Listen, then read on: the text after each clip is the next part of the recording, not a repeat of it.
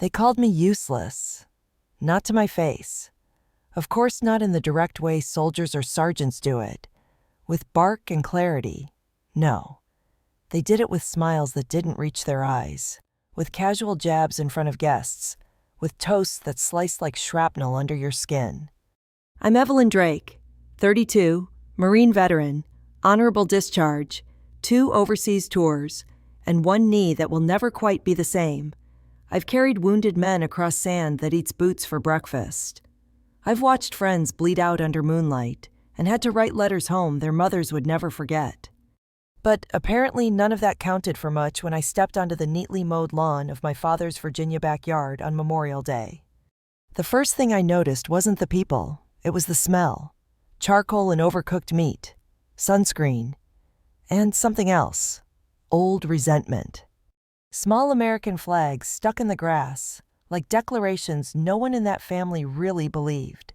Plastic lawn chairs arranged just so. The table trembling under the weight of soggy potato salad and generational dysfunction. No one looked up when I arrived.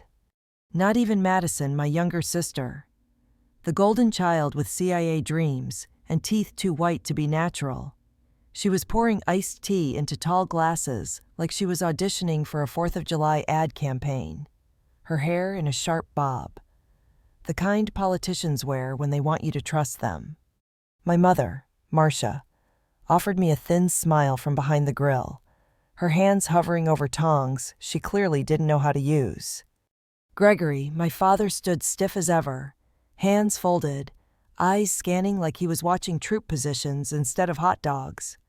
I took the paper plate someone shoved into my hand and walked toward the edge of the yard, where the shade clung to the dogwood tree like it, too, was tired of pretending. The dogwood. It had been beautiful once. It bloomed pink and white when I was a kid. Now half its leaves were gone.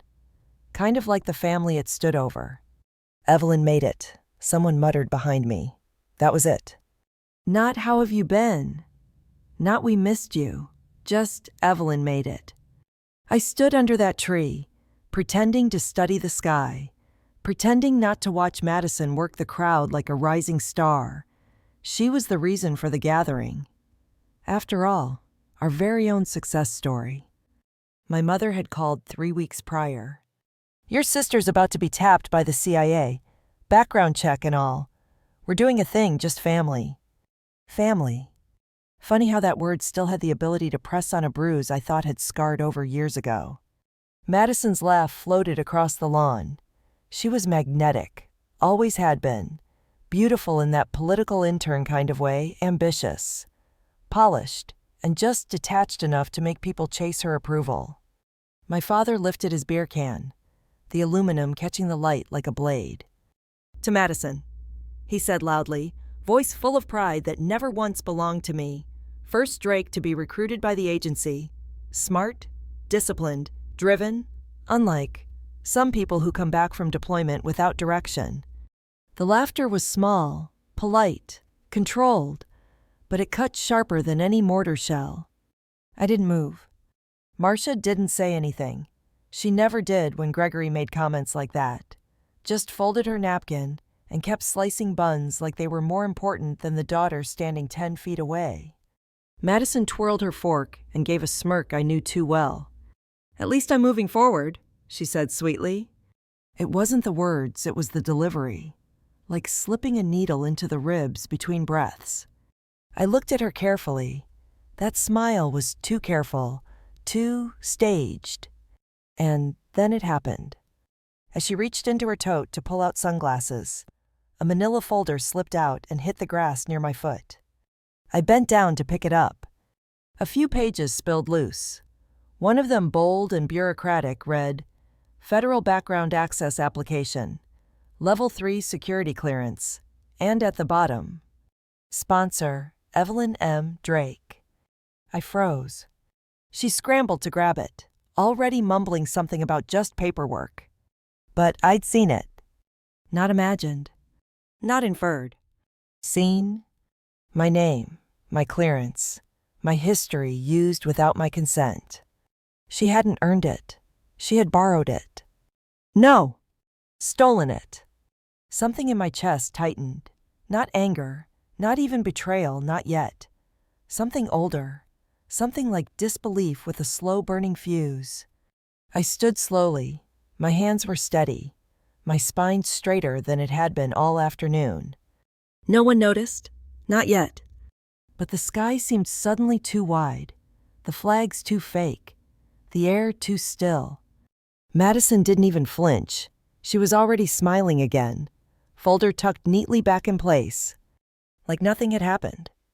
I walked around the side of the house. Past the fake flower pots and lawn decorations my mother insisted gave the place charm. Toward the wooden fence that separated us from the neighbors who never waved.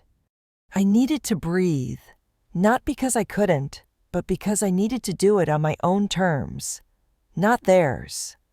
Madison's voice cracked behind me, her tone just short of panic. Evelyn, wait! I didn't. She caught up near the side gate, heels crunching gravel. Her expression was all wrong, half cool, half desperate. She still hadn't figured out which mask to wear. Look, she started, pulling out the folder again, holding it like a peace offering. I just need your signature. Without it, I can't clear the background check. They flagged something. It's just a formality. A formality. Like I was a formality. Like my name, my service, my wounds, my silence were just something to check off. I took the form slowly, unfolded it like it was a landmine. And there it was, my name again, not handwritten, typed, inserted, as if it belonged there. As if I didn't. You called me useless, I said, my voice quiet, sharp. She blinked. Now you need me. I folded the form, neatly, deliberately. You don't get both. I turned, walked away. The silence that followed was louder than any applause she'd ever get. And as I stepped back into the front yard, past the lawn chairs, the flags, the charade, I realized something for the first time. I had been invisible for years.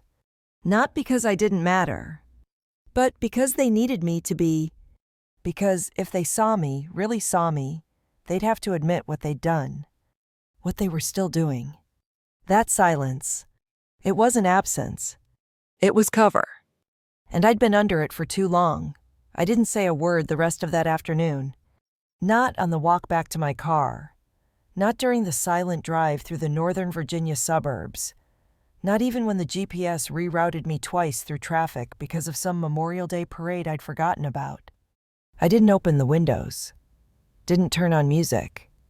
Didn't unbutton the collar of the dress shirt that was sticking to my back with old sweat and fresh resentment. The only sound in my car was the low, constant hum of the engine, and my pulse.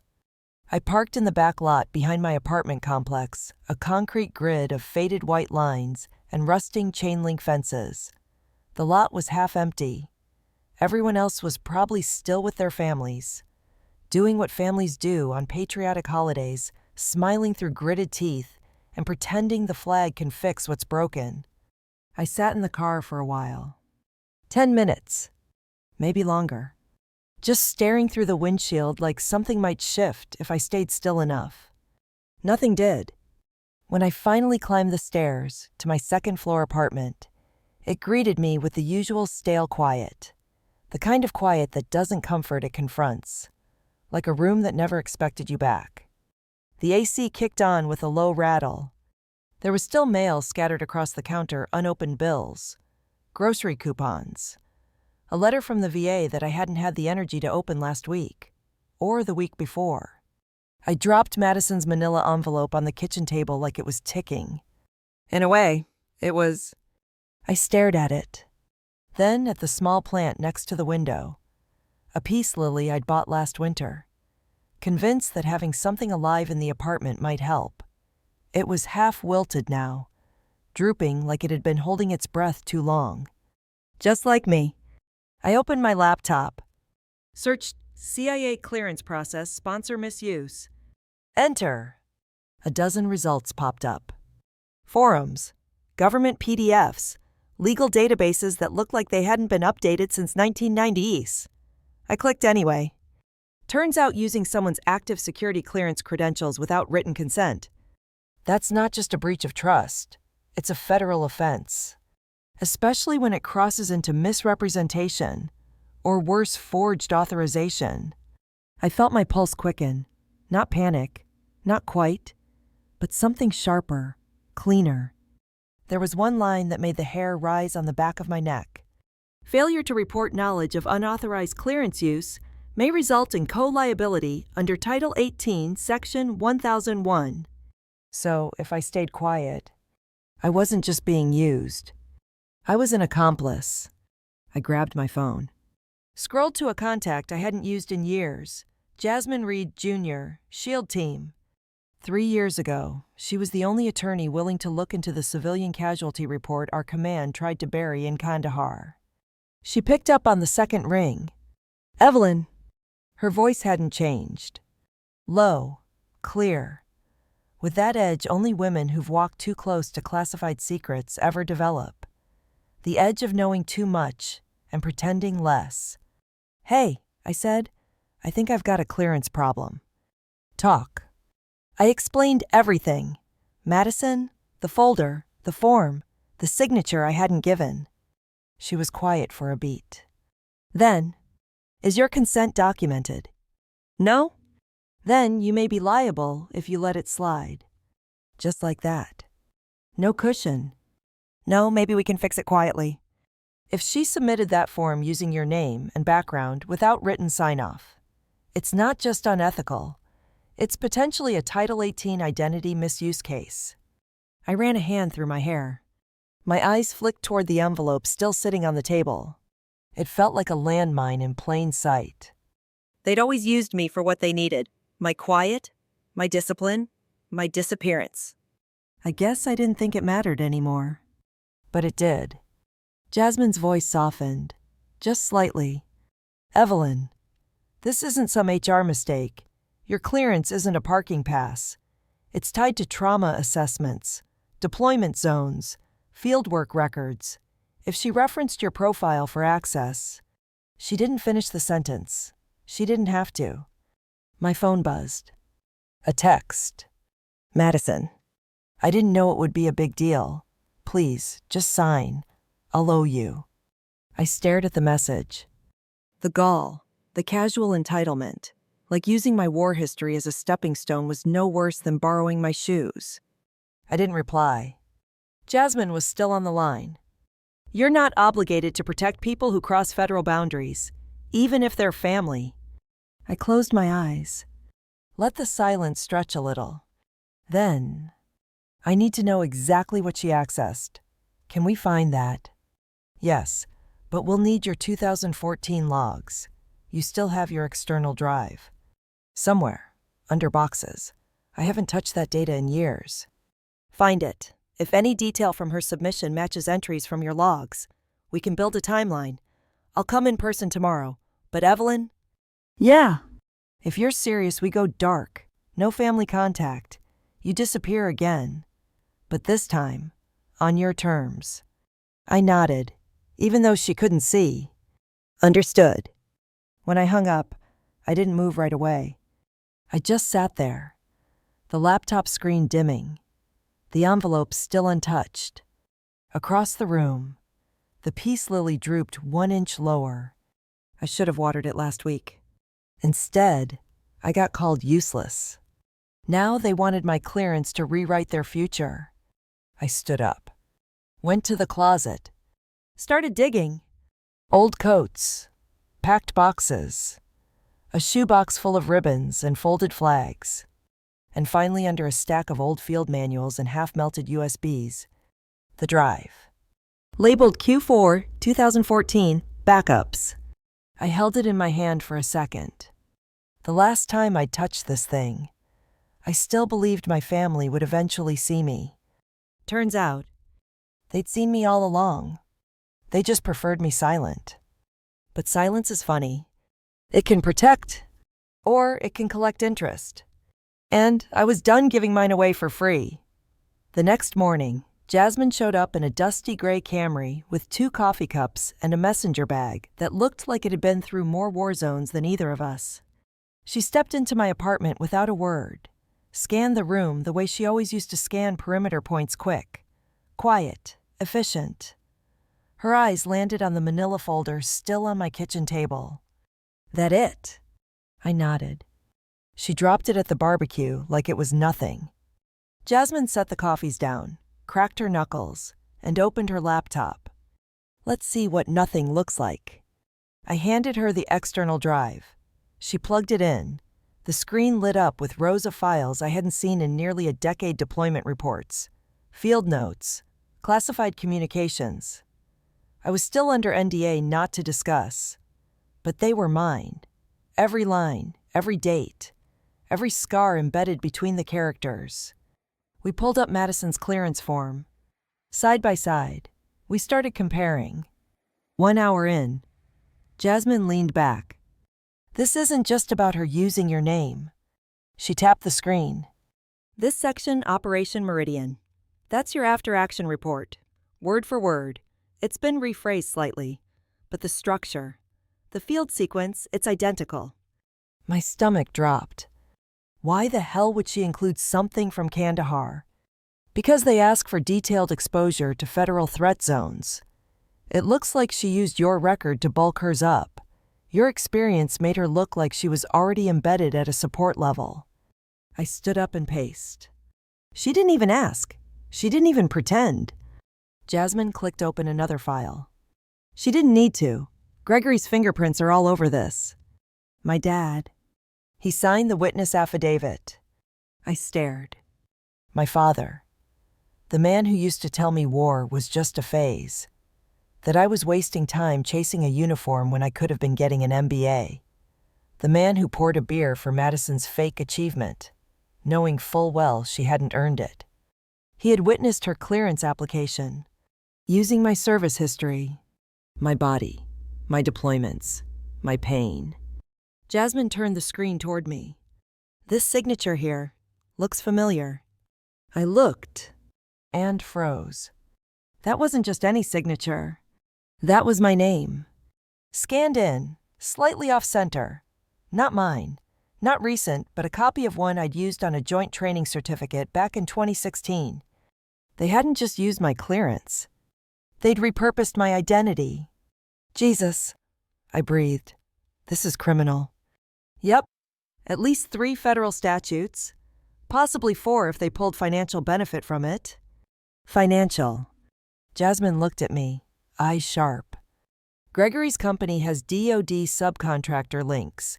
If he's been filtering applications through your clearance data, even once, he's committing procurement fraud."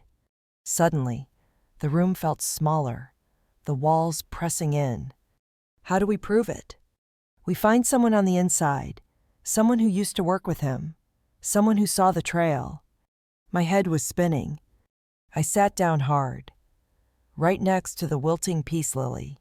The same 3 leaves now drooped even further. One was browning at the tip. Jasmine noticed. "You need to water that thing." I gave a bitter laugh. "I've been trying, but I think the soil's poisoned."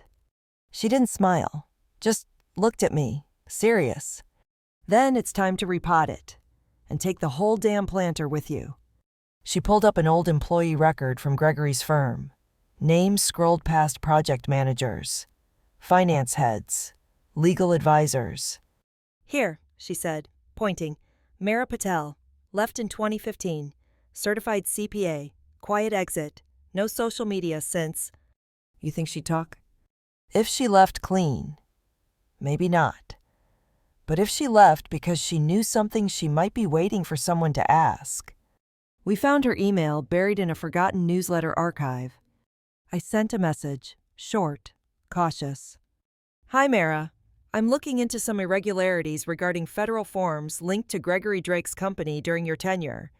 Any chance you'd be open to a confidential chat?" We waited. 15 minutes later, she responded.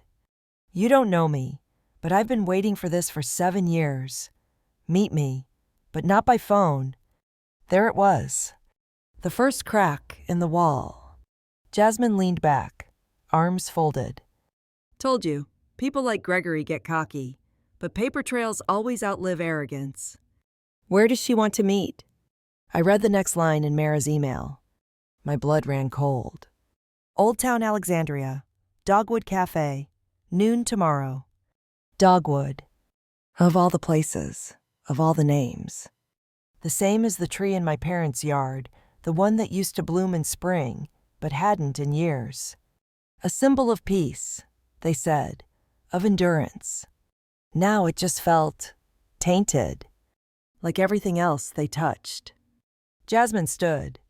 We meet her, we confirm the data, then we bury them. I looked at her. I don't want revenge. Good, because this isn't revenge. She paused. It's reclamation. I glanced back at the lily. 3 leaves down. But one was still reaching for the light. The Dogwood Cafe was quiet that morning, tucked into a narrow brick building in Old Town Alexandria. It looked like the kind of place where old senators held secret meetings over almond croissants. The irony wasn't lost on me. The name, the location, the history that weighed on my chest like body armor I hadn't worn in years. Jasmine and I got there early, sat by the corner window, sunlight falling through dust-specked glass. I didn't touch the coffee I ordered, just stared at the swirling cream clouding into beige. At exactly 12:01, Mara Patel walked in.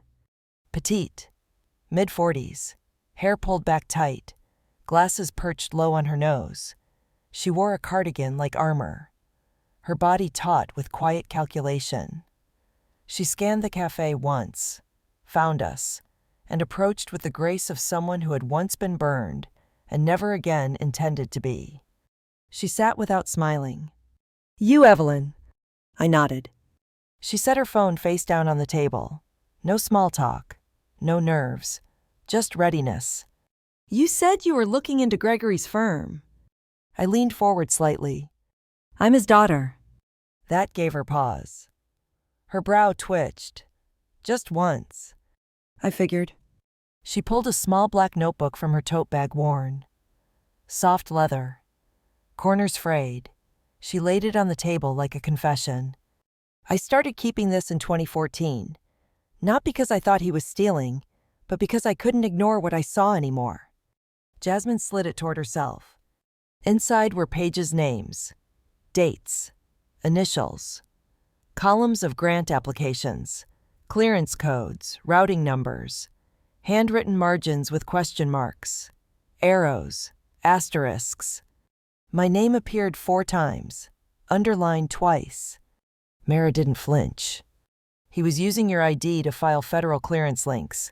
At first, just small grants, then contracts, Homeland Security, DoD R&D, always attached to a silent sponsor U. She glanced at me. I tried to bring it up once, he said, and I quote, she doesn't mind. Family benefits from loyalty. I felt the back of my neck heat, not anger. Shame. For not seeing it sooner, for letting the small silences snowball into this. Jasmine spoke, voice calm but steel-edged. Would you be willing to go on record? Mara didn't answer right away. She folded her hands, looked at me, not Jasmine. Why now? I took a breath. Because my sister used my deployment history to apply to the CIA, and my father forged my signature on her clearance form. He didn't just steal from me, he handed my war trauma to someone who's never held a weapon. She tilted her head, not out of surprise, more like confirmation. That sounds exactly like him. Another pause. Then Mara reached back into her bag. I printed 2 PDFs before I left. They're time-stamped, matching dates between your active clearance and a Homeland Security subcontract signed by Gregory. This one in particular matched to a deployment report out of Helmand. Yours.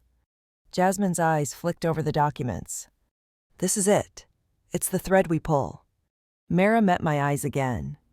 But I want immunity. I didn't blow the whistle then. I was scared. I had student loans, a sick mother, I stayed quiet. That's on me. You won't be the target. Jasmine said, you'll be the key witness. Mara nodded once, like she'd already made peace with her decision years ago. Then I'll talk. I exhaled, feeling something release in my chest that I hadn't even known was clenched. We wrapped the meeting, exchanged info. Mara left with the quiet dignity of someone who had finally unburdened herself. Jasmine tucked the black notebook into her bag like a war trophy. We walked out into the bright street. The breeze smelled like river and sun and spring pollen, but all I could think about was that damn dogwood tree in my father's yard. And the one line Gregory always repeated at holidays, "In this house, we solve our own problems." I used to think that meant family loyalty. Now I knew it meant keep quiet while we use you. We got back to the car. Jasmine was already drafting the DOJ complaint in her head. We start with the certified documents, the notebook, your clearance log. Then we move to voice capture. Voice. She looked at me. You said Gregory used to talk openly, brag, even. Yeah. Then we bait him, get him to say it again. This time, we record it. I hesitated. You're asking me to go back there. I'm asking you to finish what he started, but on your terms. I swallowed, felt the familiar tightness of duty coil inside me. Not fear. Readiness. I'll call him tonight. We drove back in silence.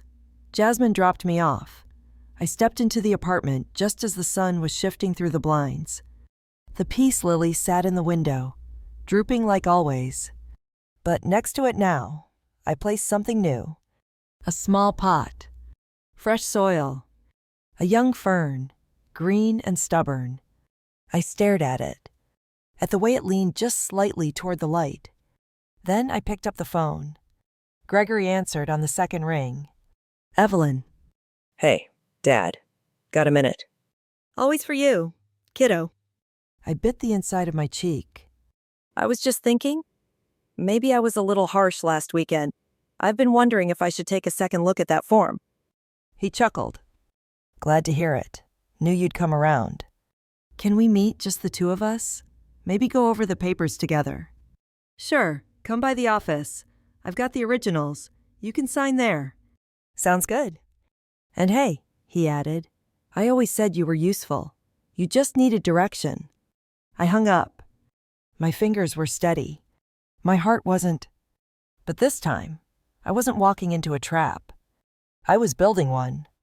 Gregory's office looked exactly like I remembered, tastefully cold, expensive in that subtle way that screamed influence without ever saying the word. Dark walnut shelves lined the walls. A massive leather chair sat like a throne behind his mahogany desk.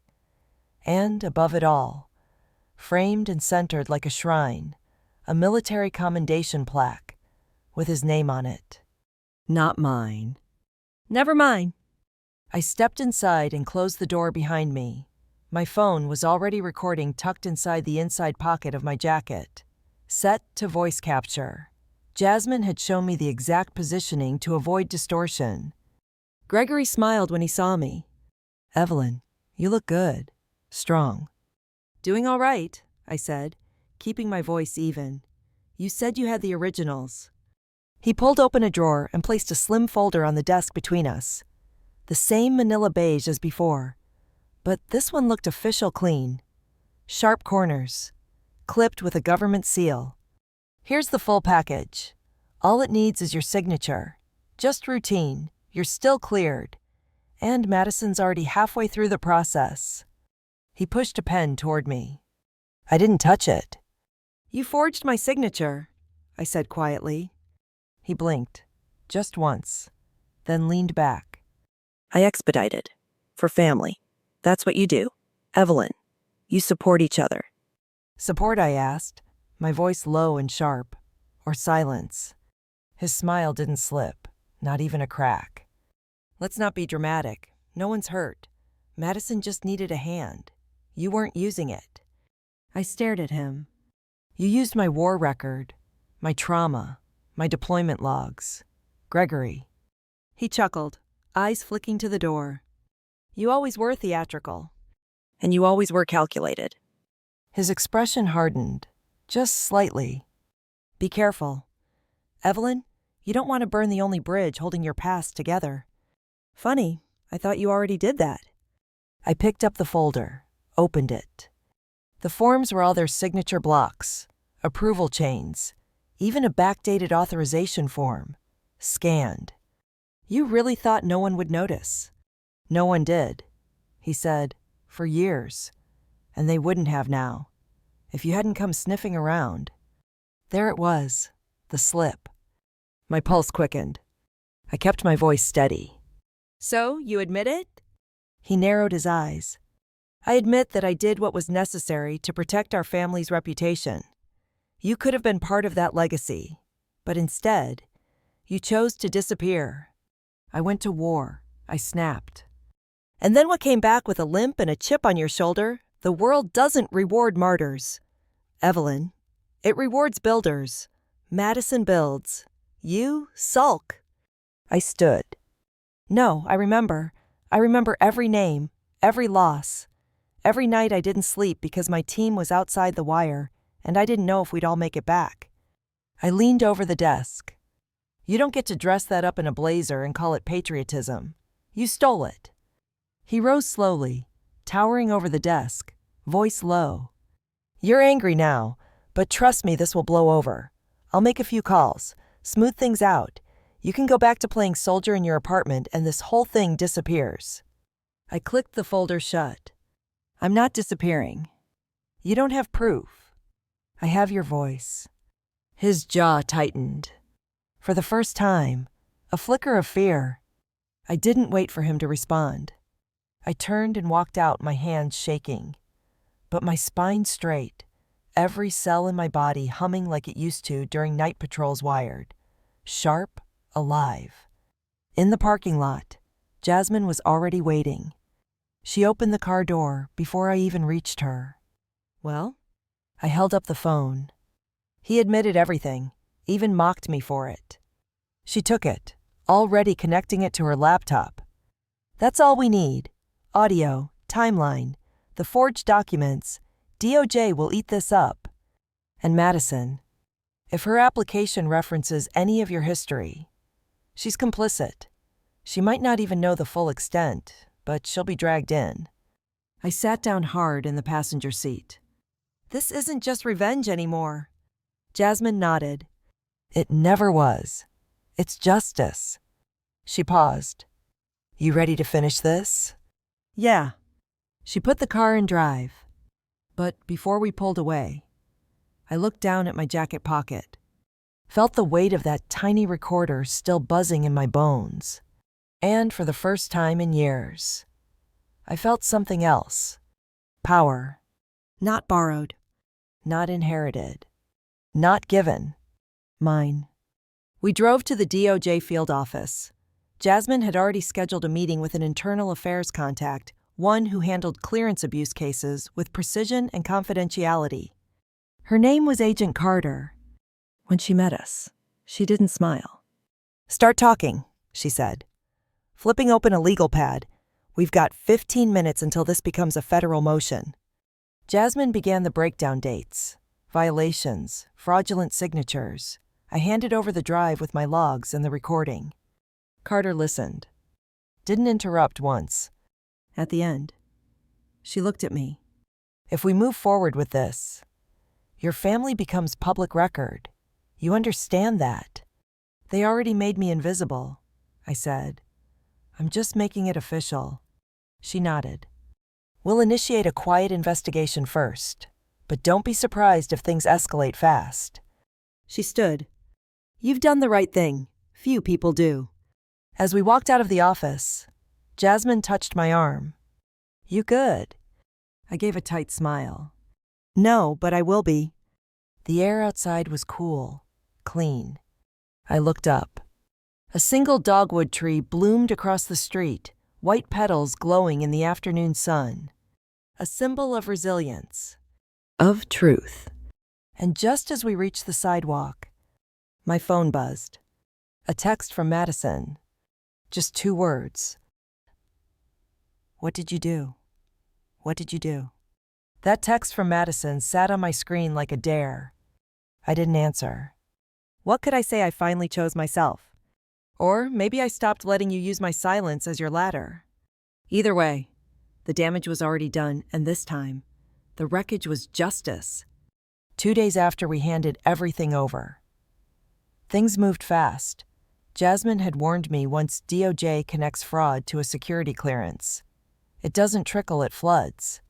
That Friday morning, a pair of black Suburbans pulled up to Gregory's office building, the kind that didn't need flashing lights to scream federal.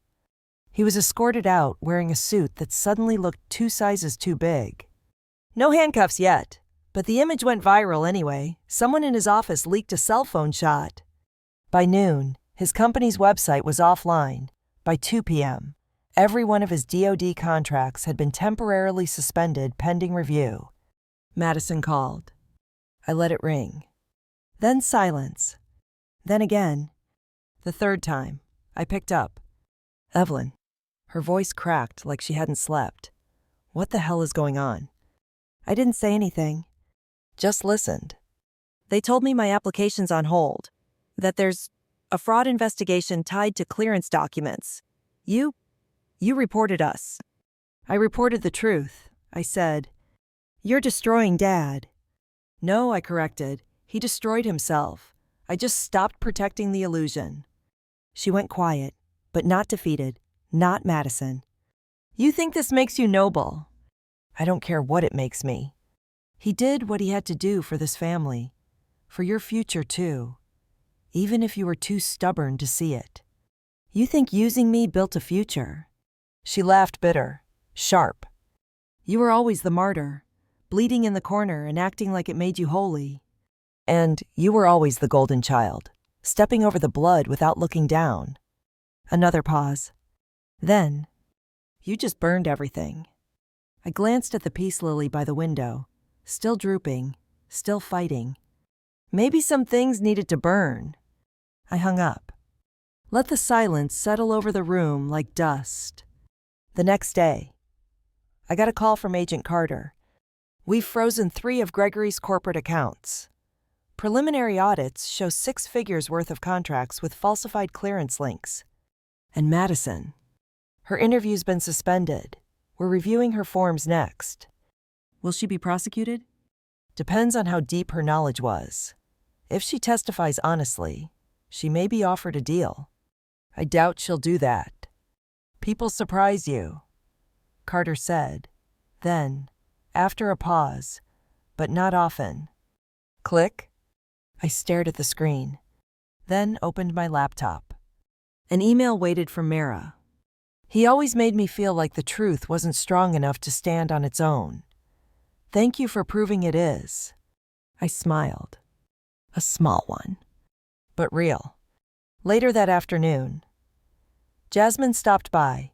She brought a small ceramic pot with her, a cutting from her own apartment fern. "You're repotting," she said, setting it beside mine. "How'd you know?"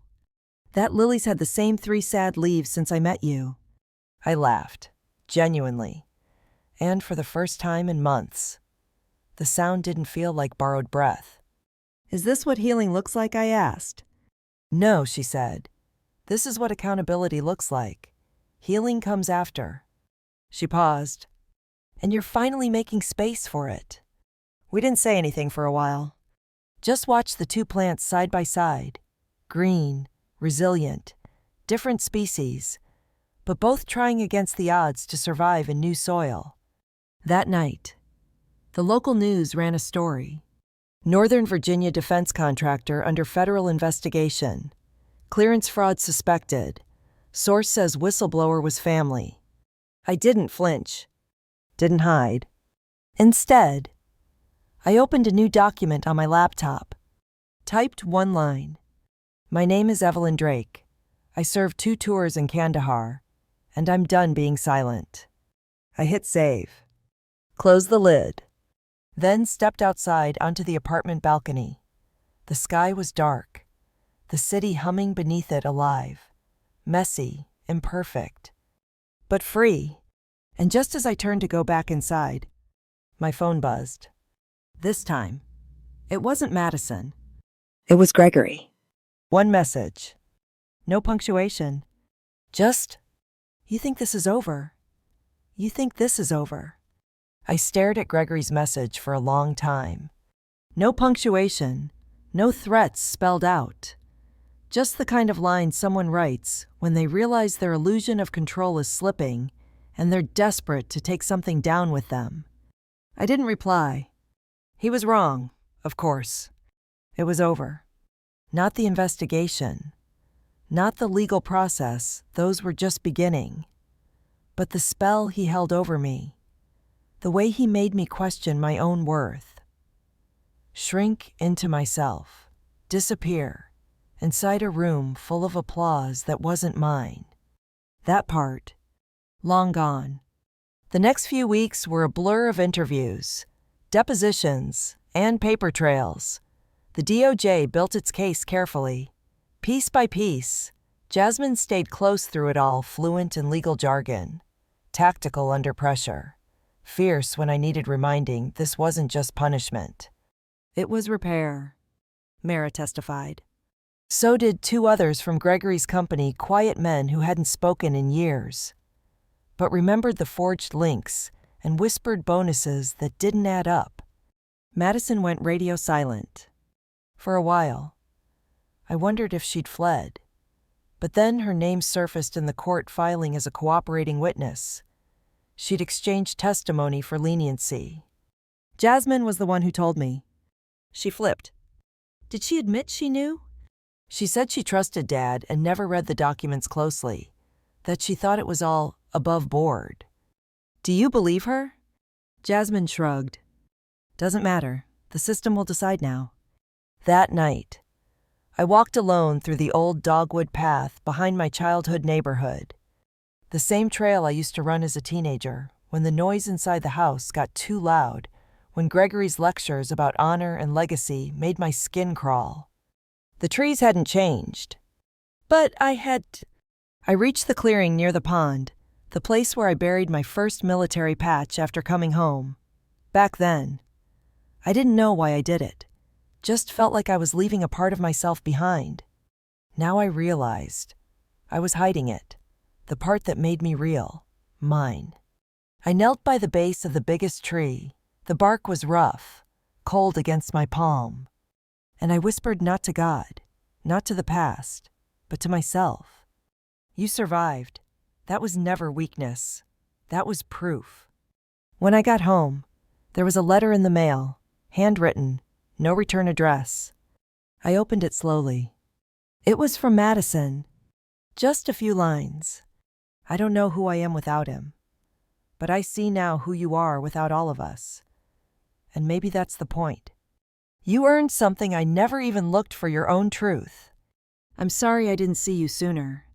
It wasn't redemption, not quite, but it was the closest we'd ever come to honesty.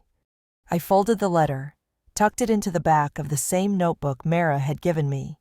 Then I opened my laptop. Typed one final paragraph to the essay I'd been writing for a veterans magazine. My war didn't end when I came home. It ended when I stopped letting my silence be someone else's weapon. You don't have to win the battle to reclaim your name. You just have to speak it. I hit submit. The screen blinked. Confirmation. Done. A week later, the indictment went public. Gregory Drake charged with procurement fraud, false statements on federal clearance forms, and identity misrepresentation. His firm dissolved overnight. He pleaded not guilty, of course. But the evidence? Unshakable. I watched the press conference online. Agent Carter stood at the podium, her voice even. This case is about more than fraud. It's about accountability inside trusted institutions, and the power of one voice to start unraveling a lie. She didn't name me, but she didn't have to. The peace lily on my windowsill. It had bloomed, just one white flower, but strong, upright. I looked at it every morning now. A reminder that even damaged roots can grow again, given the right care and enough light. So what's the lesson here? Honestly, it's not neat, not wrapped in a bow. Because betrayal rarely is. Sometimes your worst enemies wear your last name. Sometimes the hand that feeds you is also the one that cuts you off. And sometimes justice doesn't come with a bang, but with a file, a statement, a breath you finally exhale without fear. But here's what I do know. Silence protects power. Voice reclaims it. And if you've ever been made invisible, know this. There's still space for you, still light, still soil that hasn't been poisoned.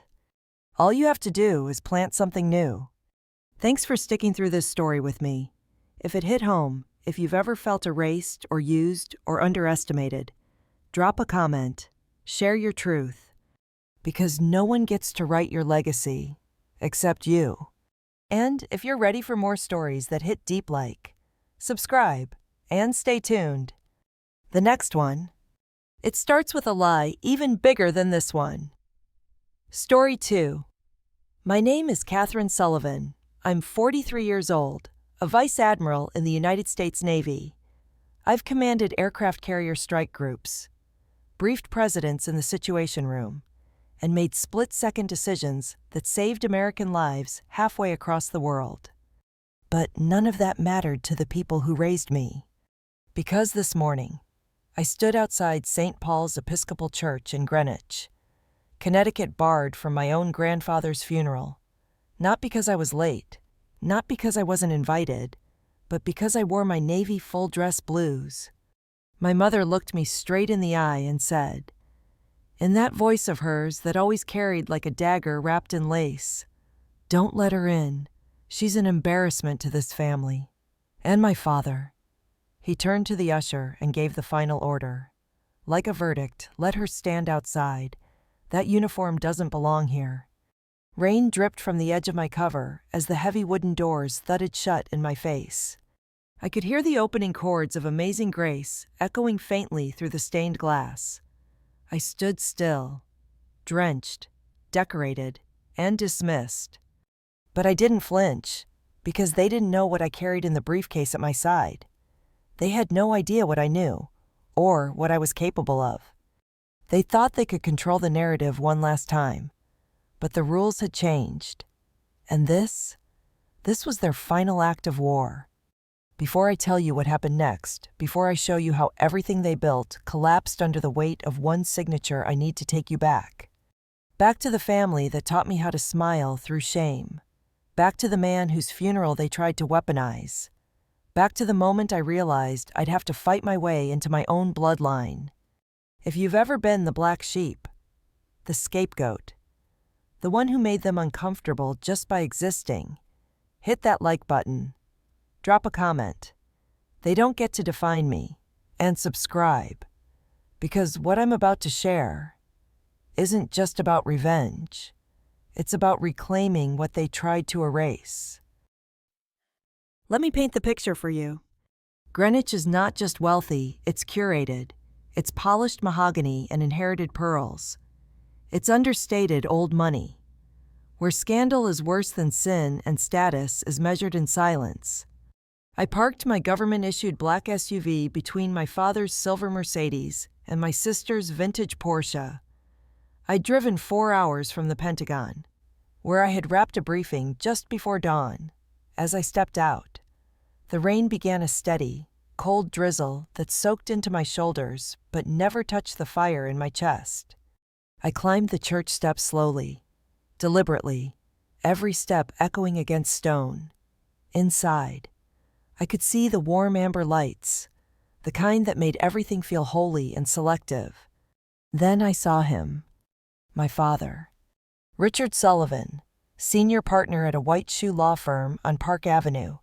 He was laughing with a U.S. senator I vaguely recognized from defense appropriations meetings. The moment he saw me, his entire body shifted. His face went blank. His smile collapsed like a mask slipping. He didn't wave, didn't nod, just turned his back, slow and deliberate, as if I were a stain he didn't want captured in the photos. Behind him, my mother appeared, Eleanor. High society grief in a black Chanel suit, pearls perfect, lipstick untouched by tears. She looked me up and down. Her gaze lingered on the rows of ribbons on my chest, the silver stars on my shoulders, not with pride, but with distaste. "Catherine," she said, her voice smooth, but loud enough for everyone nearby to hear. "You cannot come inside dressed like that. This is a house of God, not a recruiting station." I didn't answer. I'd learned by now that engaging only made it worse. Then came Amelia, my sister. She slid up beside my mother in an Oscar de la Renta dress, black velvet and pearl drop earrings. Her hair swept into an effortless bun that likely took 3 hours and 2 stylists. "Mother's right," she whispered to me. "Too close. You look like you're here to run a press conference, not mourn grandfather.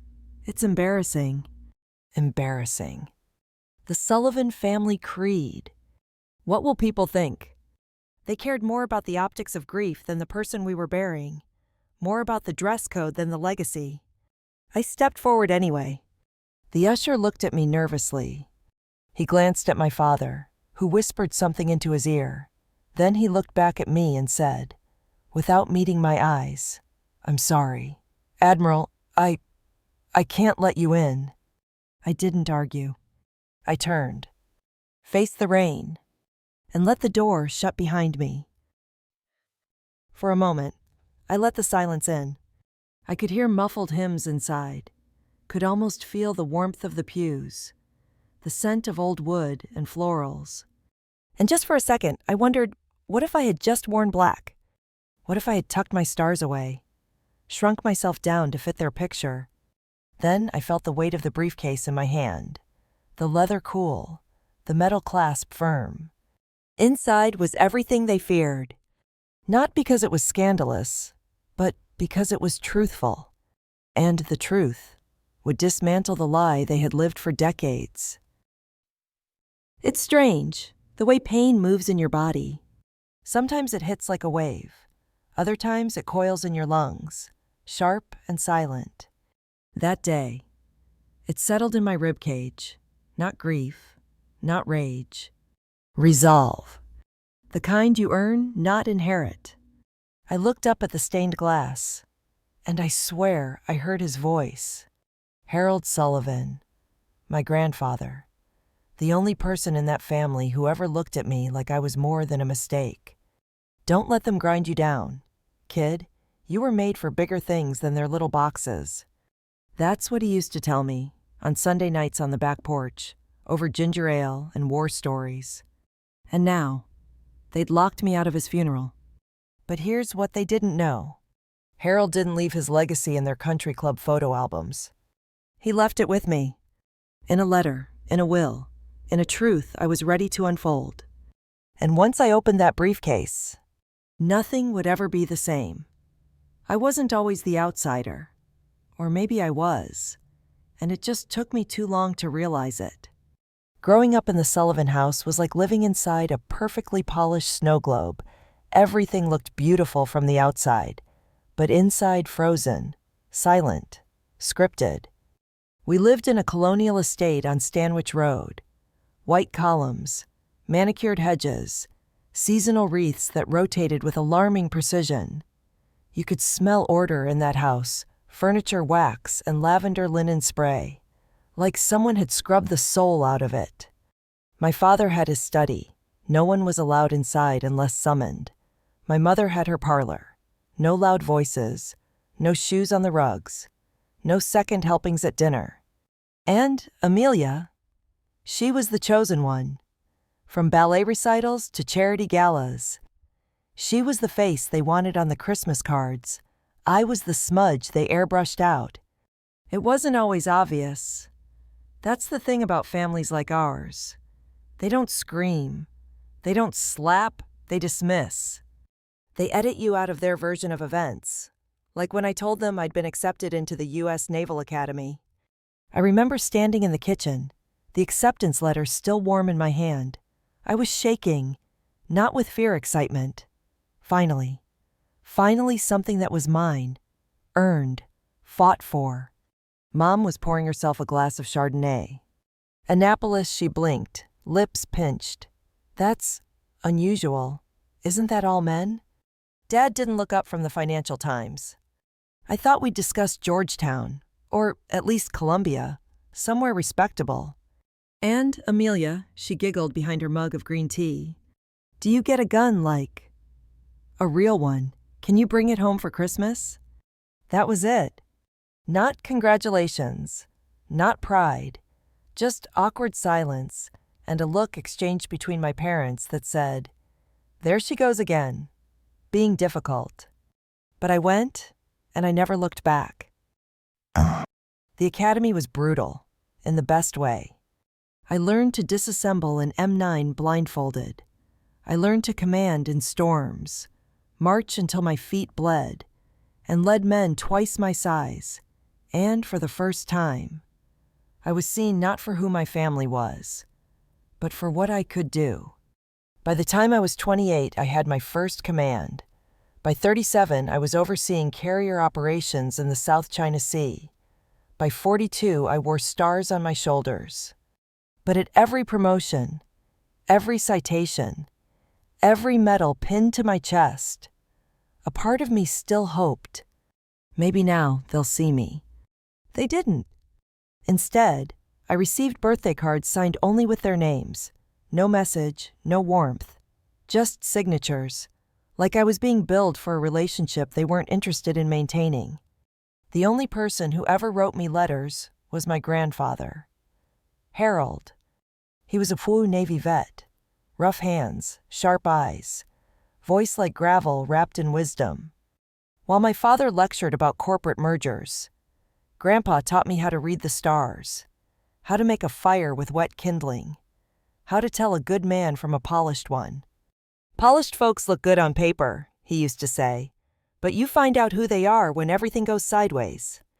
We were close, not in a loud, clingy way, in the kind of quiet bond where words aren't needed. After deployments, I'd go straight to his cabin on Martha's Vineyard. No phone service, no lectures, just him, me, and the sea. That's where he gave me the pocket watch. Heavy brass, etched initials, a gift from his commanding officer in the Pacific, passed down from one sailor to another, a tradition of trust. One day, he said, you'll need to know that somebody believed in you. This watch will remind you. And it did. Every time I stood alone in a room full of admirals who thought I didn't belong, every time my mother forgot to invite me to family gatherings, every time I saw photos of Amelia on society pages with captions like the radiant Sullivan air, I held that watch, and I remembered he knew who I was, and that was enough. Until he died. I found out through Amelia's assistant. Not a phone call, not a message from my mother, an auto-forwarded email titled Funeral Logistics. In the fine print, family only, formal attire, no military uniforms. It hit me harder than I expected. He was the last person who looked at me without flinching, and they wanted to erase that even in death. I called my mother. I want to give a eulogy, I said. Just a few words. He would have wanted that. There was a pause. Then, Catherine, this isn't about you. Let's not make this political. I stared at the phone, blinking. Political. I wasn't asking to make a statement. I just wanted to say goodbye. But that's the thing with people like them. They don't believe in grief unless it looks good in black and white. So I didn't argue. Instead, I opened the drawer of my desk at the Pentagon and pulled out the leather briefcase. Inside were two documents. One was a signed, notarized copy of Harold's final will, one none of them knew existed. The other was a handwritten letter addressed to me, dated 6 months before his death. The will left everything his estate, his war medals, his personal accounts, his vineyard cabin not to his children, not to Amelia. To me? And in the letter, he wrote, "They'll hate you for this. Kid, they'll say you stole it, manipulated me. But the truth is, I couldn't stomach the thought of them erasing you after I'm gone. You're the only one who never lied about who you were." That letter didn't just change the terms of inheritance, it changed everything. Because for the first time in my life, I didn't just have a memory of his love. I had proof. Legal, binding, ironclad proof that someone in that family saw me, really saw me, and decided I was worth fighting for.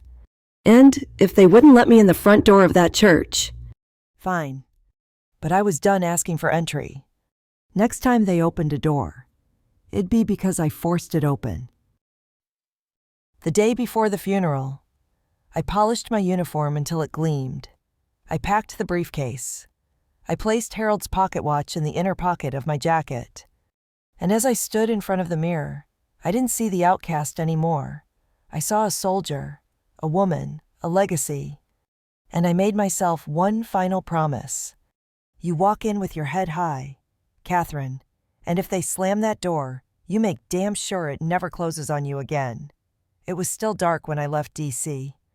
The city lights blurred through the windshield, and the highway was nearly empty, just me. The hum of tires on pavement, and the steady rhythm of rain tapping against glass. I didn't bring a suitcase, just the uniform, the briefcase, and Harold's watch ticking quietly in my pocket, like a heartbeat. As I drove north toward Connecticut, I rehearsed what I might say if they let me speak. Some part of me still hoped. Hoped they'd see me. Hoped that grief might soften them. Hoped that blood still meant something. But that hope had a bitter aftertaste, and it dissolved the closer I got to the Sullivan estate. When I arrived in Greenwich, the sky was heavy gray and wet, like the whole town was mourning on cue. The church stood at the end of a tree-lined street, stately and proud, wrapped in ivy like a family clinging to its image. I parked next to Amelia's Porsche. Of course she drove one. It was white, spotless, and parked diagonally like the world bent around her convenience. I stepped out, my boots touching down on slick pavement. The air smelled like old leaves and wet stone. Inside the church, I could already hear the soft organ hum through the thick doors. It was starting. I took a breath, adjusted my uniform, pressed the brass clasp on the briefcase, and climbed the stairs. At the top, the first face I saw was Michael, the family's longtime driver turned logistics man. He was in his 60s now, still upright, still silent. We locked eyes. His gaze dropped briefly to the medals on my chest. Then he gave the faintest nod. That nod meant more than any word I would hear that day. But before I could speak to him, my mother emerged through the side doors like she'd been waiting for me. Her black coat was impeccable. Her gloves matched, not a hair out of place. She didn't say hello. She said, "Catherine, you weren't supposed to come." Her voice didn't crack. She didn't look angry. She looked inconvenienced. You were given the information. No uniforms. No public displays. He was my grandfather.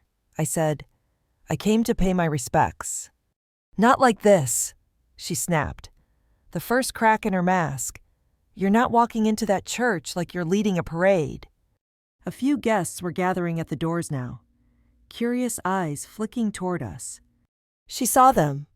She lowered her voice, but her words hit harder. "Don't make this about you. Don't embarrass us." Embarrass. There it was again, the word that had followed me like a scarlet letter since childhood. I looked past her, through the open doors, where the pews were filling. I could see my father standing near the pulpit.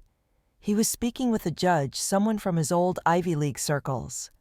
Amelia floated past in a black dress, cheeks kissed with blush, eyes perfectly glossy with performative grief.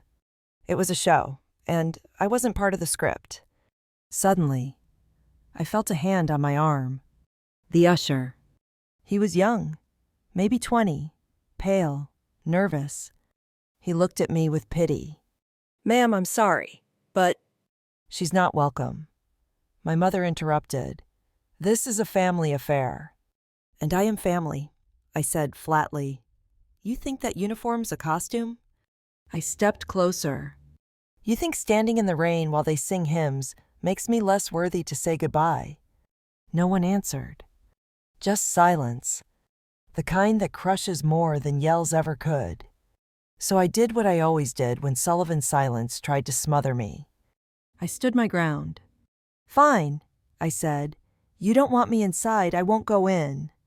My mother exhaled as if she'd won. But she didn't understand this wasn't surrender. This was strategy.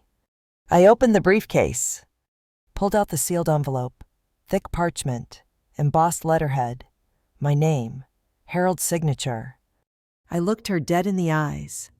You locked me out of a funeral, but I have something you can't bar me from. Then I placed the envelope gently on the stone steps. Michael had drifted closer now, quietly observing. I handed him a second copy. Make sure my father sees this after the service, I said. He nodded. No words. Just that same look, a flicker of respect from someone who'd known the family long enough to understand betrayal when he saw it. I stepped back, the rain soaking into my shoulders. Inside the church, the organ swelled. My mother turned without another word. And just like that, they walked inside, leaving me alone on the steps, surrounded by marble angels and well-dressed ghosts. I watched the doors close. I didn't cry. I didn't scream. Instead, I pulled out Harold's pocket watch. It ticked steadily in my hand. He was gone. But his words weren't. They'll try to rewrite the ending, but you hold the real story now. As I turned to walk back to my car, I felt lighter. Not because the pain had vanished, but because I wasn't carrying shame anymore. They could keep their seats in the front pew, their platitudes, their rehearsed sorrow. I had the truth, and I had the power to expose it. What they didn't realize was that by shutting me out, they opened the door to something much bigger, something irreversible. Because the will in that envelope, it changed everything. And by the time they finished singing It Is Well With My Soul, they'd have no idea their dynasty just cracked.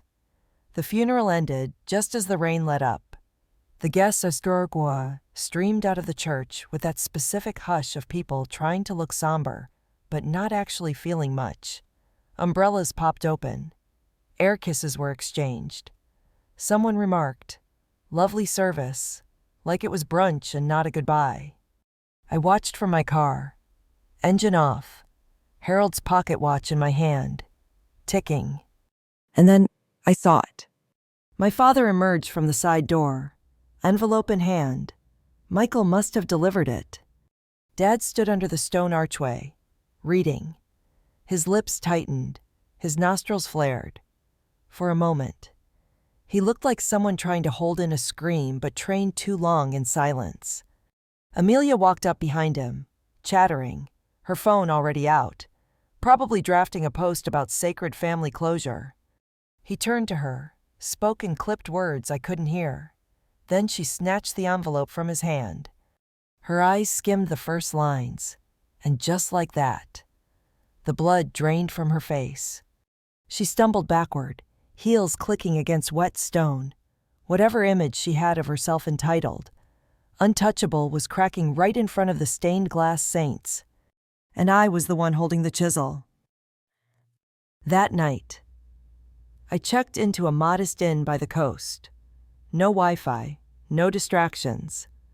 Just waves outside and a fireplace that actually crackled. I poured myself a glass of scotch, sat by the window, and finally opened Harold's second letter, the one he left just for me.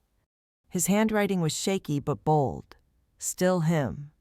Catherine, if you're reading this, it means they did exactly what I expected, shut you out. But now you hold something stronger than inclusion. You hold the legacy, not the money, not the property, but the truth of what this family was built on and what it's forgotten. Do with it what I couldn't. The last line hit harder than I expected. You have the strength I never did. I closed my eyes. That wasn't just inheritance. That was permission. The next day, the storm truly began not outside, but within their fortress. At 9:14 a.m., I got the first call. Unknown number. I let it go to voicemail. Seconds later, a text. Amelia, what the hell is this call me now?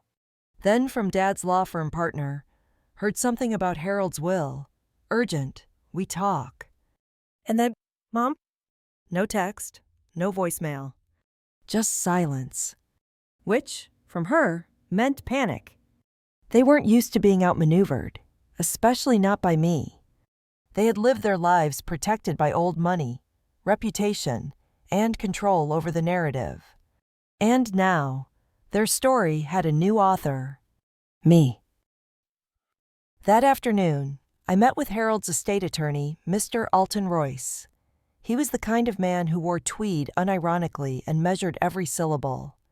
We sat in his office, wood-paneled and humid with old prestige.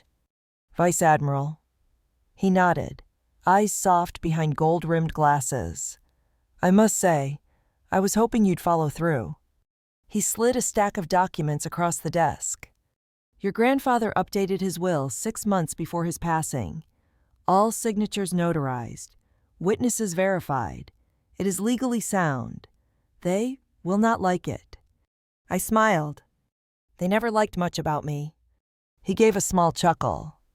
Well, they'll like this even less. Because Harold had left it all. The vineyard house, the antique cars, the investment accounts, even the family art collection, every oil painting and sculpture my mother curated like crown jewels. All of it transferred to me. But that wasn't the part that would burn them. No, the final clause of the will was the matchstick.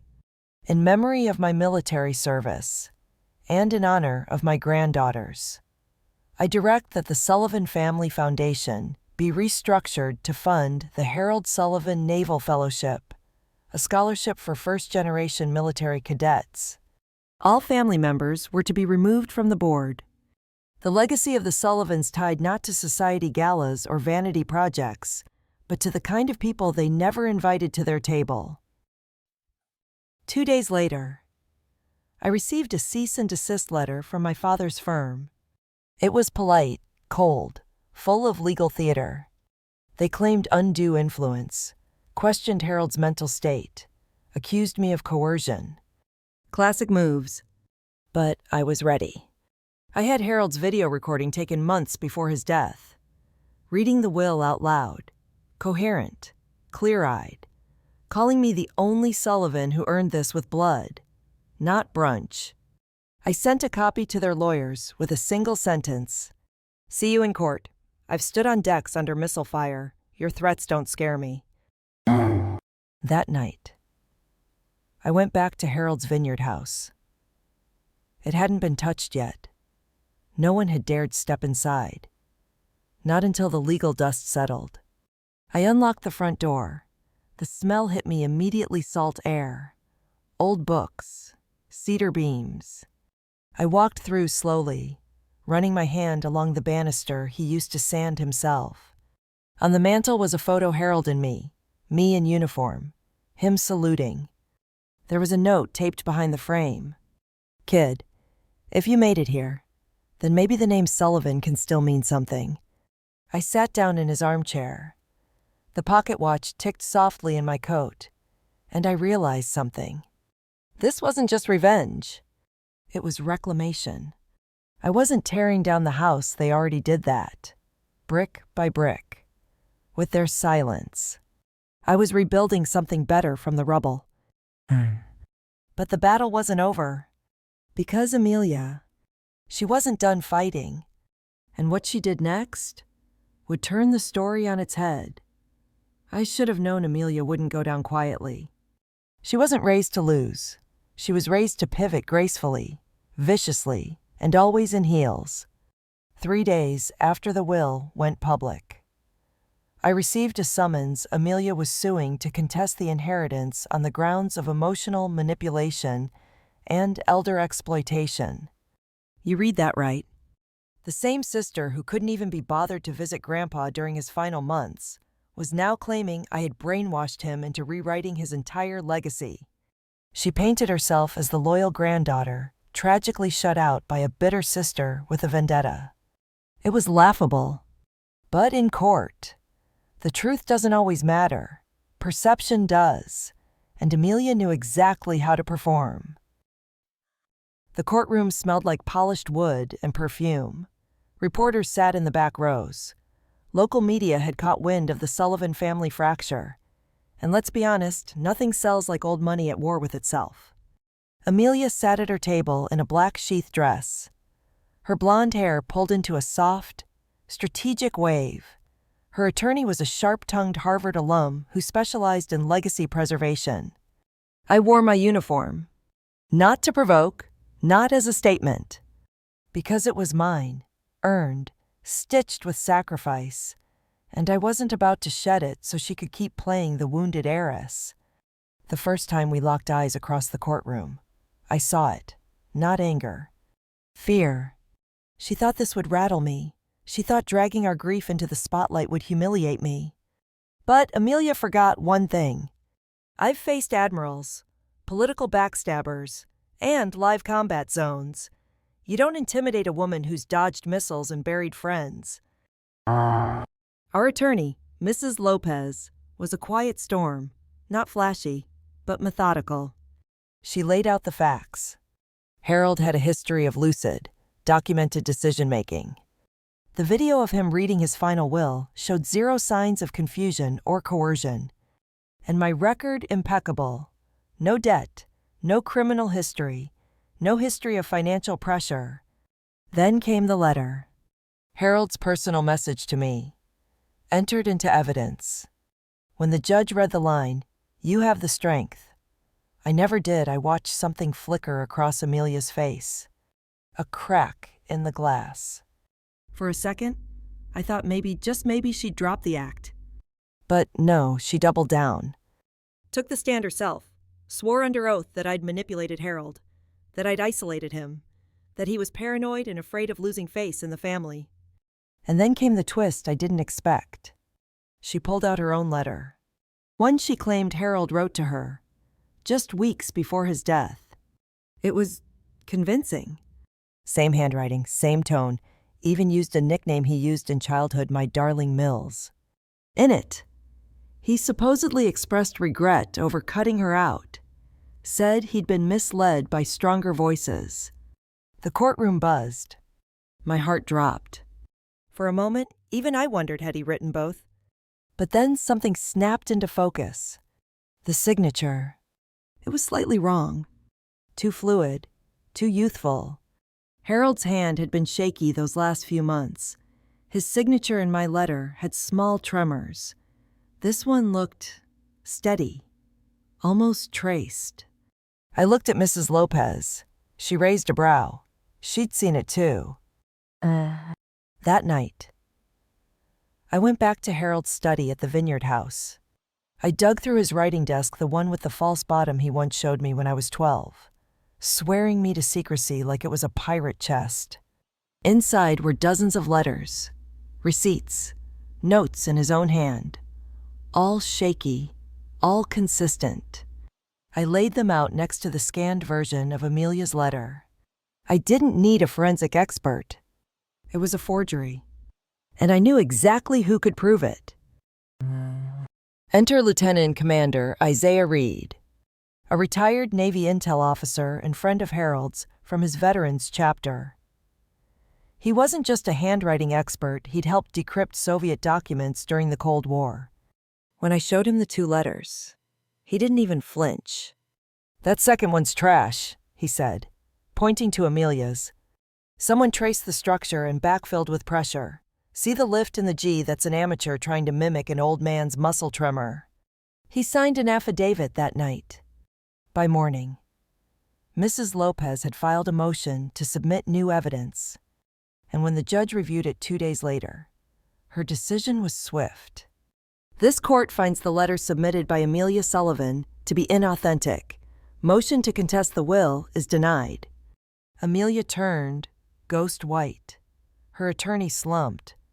My father wouldn't even meet my eyes. But I didn't smile, didn't celebrate.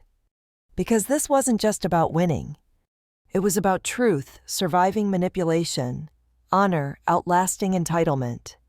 And yet, just when I thought we'd reach the final blow, a quiet knock came at my hotel door that night. I opened it. And standing there, drenched in rain, was my mother. Not the woman in pearls, not the socialite, but Eleanor Sullivan. No makeup, hair damp, eyes hollow. She didn't ask to come in. She simply said, "There's something you don't know about your grandfather, about why he changed the will, and why I kept you out." Her voice cracked on the last word.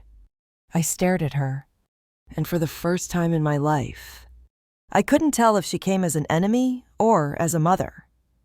She stood there like a ghost, my mother, rain dripping from her trench coat, eyes rimmed in red, but not from crying, from holding it in too long.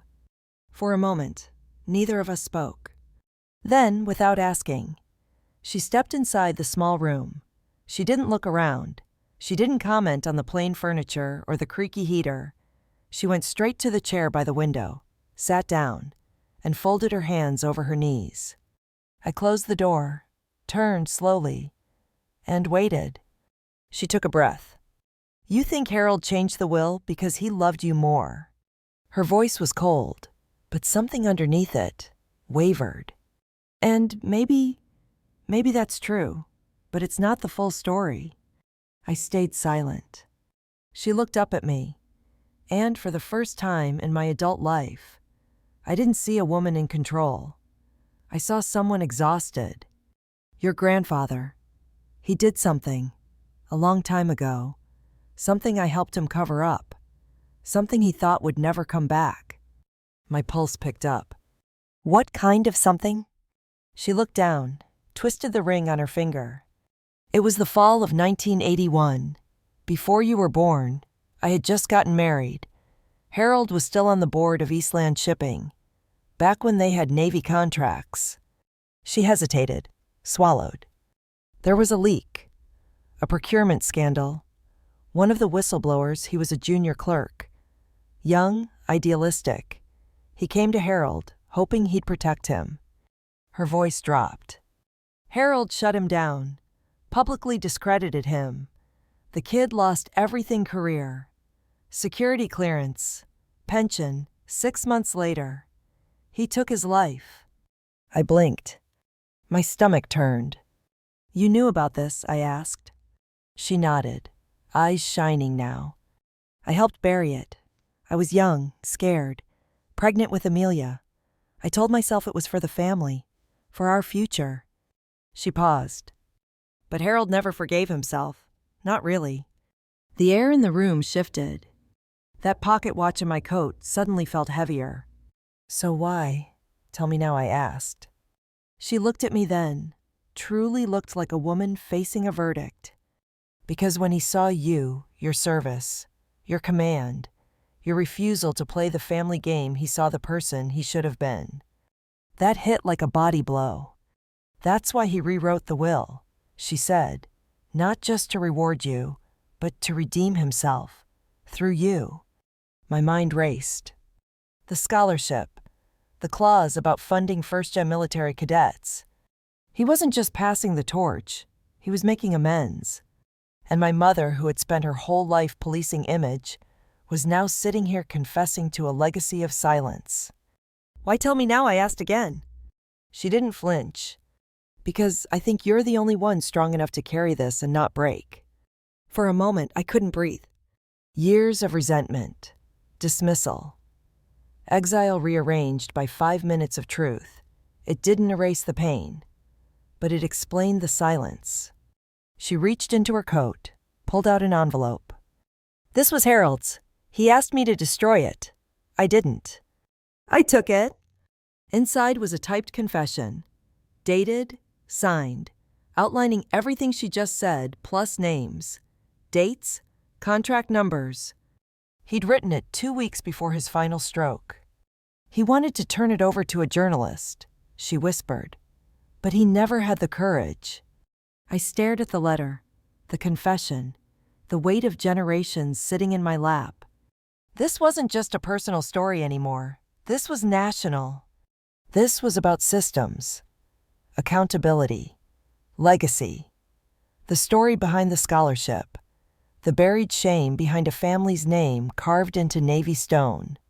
So what do? I asked, almost to myself. She stood slowly, her voice brittle. That's your call. But if you release it, just know Amelia will come for blood. I looked up. She already did. She nodded, opened the door to leave. Then paused. I wasn't a good mother, I know that. The rain behind her cast soft shadows across the carpet. But you turned out better than any of us deserved. And just like that, she was gone. That night, I sat alone with the letter. The rain had stopped. The window fogged from my breath. I remembered something Harold once told me during a stormy night on the vineyard, long before medals or lawsuits. Legacy isn't what they write about you. It's what you do when no one's clapping. He hadn't clapped for me when I graduated the academy. He hadn't needed to. Because he'd seen, and now it was my turn to see, the whole truth. To decide if I would guard the family name, or expose what it had buried.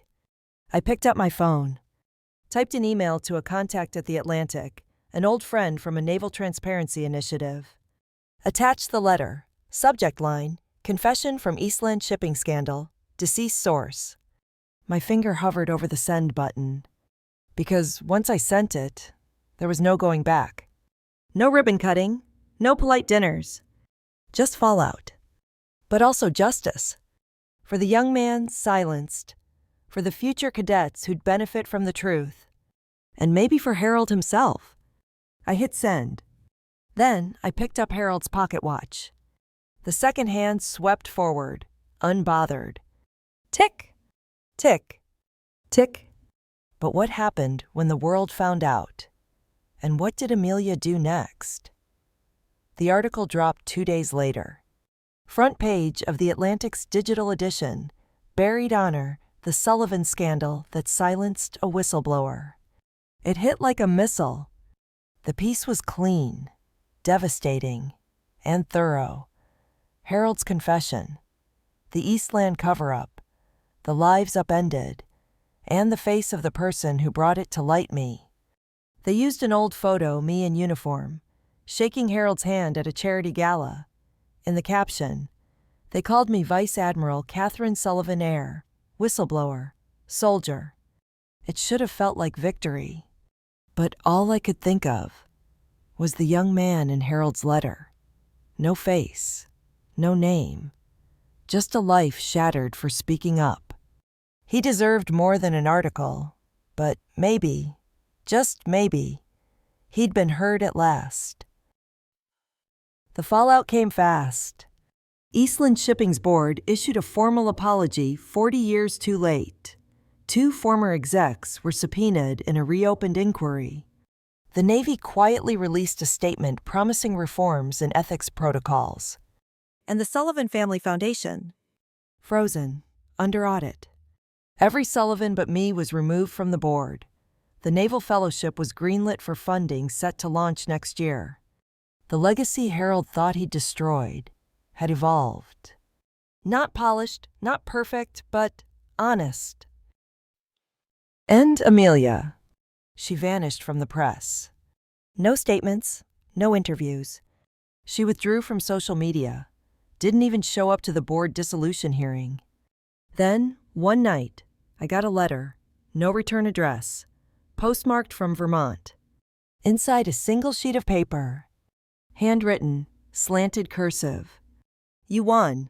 I don't forgive you, but I understand why you did it. That's all you'll get from me, eh? No apology, but no denial either. It was the closest to peace we'd ever get. And strangely, it was enough. 1 month later, I stood at the dedication ceremony for the first Harold Sullivan Naval Fellowship. The sun was sharp, the flag at half-mast. Cadets in dress whites sat in neat rows. Many were first gen. Some were immigrants. All had earned their seats with grit, not legacy. The keynote speaker was Lieutenant Commander Isaiah Reed, the man who had once decrypted Soviet code, and now, in his 70s, was teaching ethics at Annapolis. He said something that stayed with me. Courage isn't in the medals. It's in the moment you risk being hated for telling the truth. After the ceremony, a young cadet approached me. Big eyes, smooth voice, nervous hands.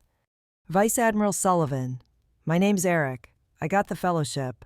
I just wanted to say, thank you. I shook his hand. You earned it. I just made sure someone noticed. He blinked like he didn't expect that, then smiled. Back at the Vineyard House, I finally unpacked the last of Harold's boxes. In the very bottom of one, I found something odd. A sealed envelope marked simply C. Inside a Polaroid, old, faded. Harold, young, standing with a man in civilian clothes. No smile, just the kind of quiet pride you can't fake.